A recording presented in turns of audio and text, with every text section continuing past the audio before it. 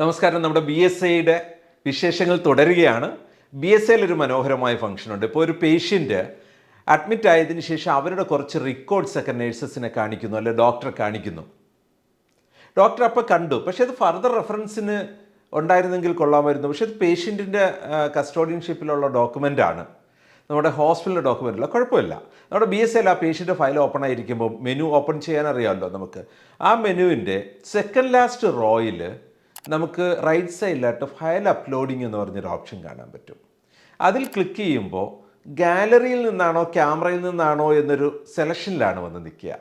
Camera choose ചെയ്തിട്ട് അവർ തന്ന reports ആണോ എന്താണോ ആ ഇമേജ് കോപ്പി ചെയ്യുക. ഇനി പേഷ്യൻറ്റിന് പെട്ടെന്നുണ്ടായ ഒരു ബോഡി ചേഞ്ച് ആകാം.